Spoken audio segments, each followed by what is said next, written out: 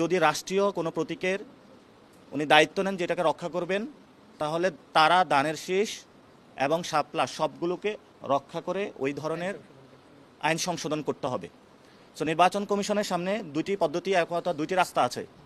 একটি হলো ধান বাতিল করা, তারা বাতিল করা, সোনালী আঁশ বাতিল করা অথবা শাপলা দেওয়া।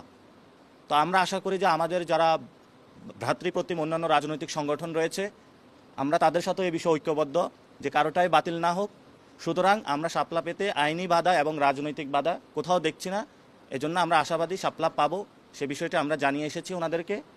ওনারা এই বিষয়ে নিশ্চুপ ছিলেন, উত্তর দিতে পারেন নাই। আমরা ধরে নিব যে ওনারা এটাতে সম্মতি প্রকাশ করেছেন, যেটা আমরা বিবাহের ক্ষেত্রে দেখি সম্মতি প্রকাশ করে থাকেন। So it's not the fun, I am talking the serious matter. নির্বাচন কমিশন একটি স্বাধীন প্রতিষ্ঠান, যারা আপনারা এখানে বিট করে থাকেন, একটি প্রতিষ্ঠান আমাদেরকে ব্যাখ্যা চেয়েছে, আমরা ব্যাখ্যা দিয়েছি। আমরা আজকে সরজমিনে এসে ওনাদের কাছে ব্যাখ্যা চেয়েছি।